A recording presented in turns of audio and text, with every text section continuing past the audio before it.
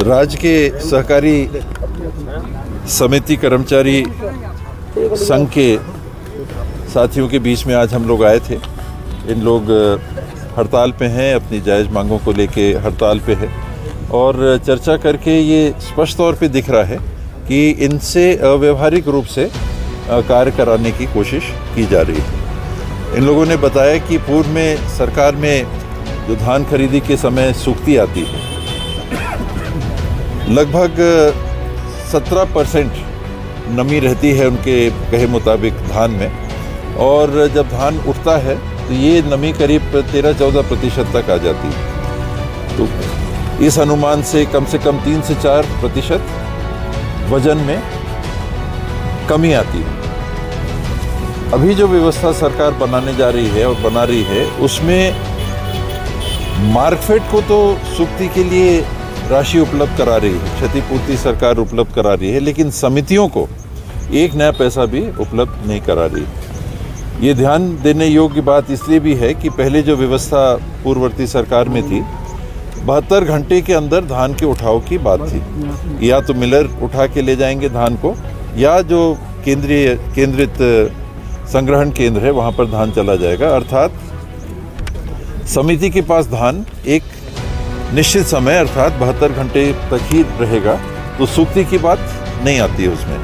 अब अगर समिति में आपने ये व्यवस्था लागू की है कि एक बफर स्टॉक आपको न्यूनतम रखना है, मान लीजिए 10,000 क्विंटल तक आपको बफर रखना है। आप एक दिन में जो खरीदी कर रहे हैं, 10,000 के ऊपर जब आपके यहाँ धान का स्टॉक आ जाएगा तब डीओ कटता है, अर्थात कि अब यहाँ से माल आप ले जाइए। और उस डीओ को कटने के बाद भी जिनको वो डीओ मिलता है, मिलर हो या जो भी ट्रांसपोर्टर हैं, वो मनमानी तरीके से उसका उठाव करते हैं। अगले दिन नहीं करते हैं, 1 हफ्ते बाद, 2 हफ्ते बाद, 1 महीने बाद भी वो उठाव करते हैं। अर्थात इतने लंबे समय तक वो धान समितियों में रह जाता है और सूक्ति जो आ रही है उसकी पूरी जवाबदेही समिति के पास आ जाती है और क्षतिपूर्ति सरकार इनको नहीं देती।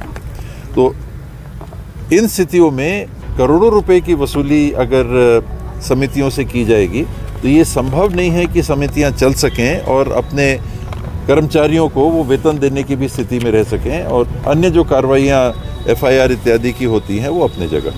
तो ये अव्यवहारिक व्यवस्था यहाँ बनी हुई है। साथ में और बातें भी इनने बताई कि जो काम कर रहे थे कर्मचारी, पहले 8 महीने 10 महीने के लिए थे, अब उनका कार्य का समय भी 6 महीने कर दिया गया और समिति ने अब आउटसोर्सिंग से लोगों को भर्ती किया जा रहा है। तो हर तरीके से जो वर्तमान में व्यवस्था दिख रही है वो व्यवहारिक नहीं, अनुचित नहीं है। अपनी ओर से मुख्यमंत्री जी को भी पत्र लिखेंगे, संबंधित मंत्री जी को भी प्रति उसकी भेजेंगे, जो विभाग के अधिकारी हैं उनको भी भेजेंगे कि ये व्यवस्था उचित नहीं है, क्योंकि धान खरीदना है समिति को, उठाने की जिम्मेदारी मार्केट को हो, डीओ यानी ट्रांसपोर्ट होना है तो डीओ वहाँ से आएगा, और कब आएगा इसमें कोई समय सीमा नहीं है। सूक्ति की पूरी जवाबदारी समिति के ऊपर आ जाएगी।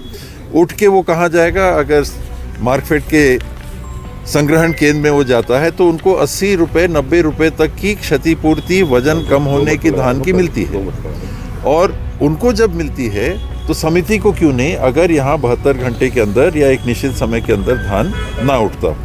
ये मूल रूप से समस्या समझ में आ रही है। 4 इनकी मांगे हैं, तो उनके लिए अवश्य मैं अपनी ओर से पहल करूँ।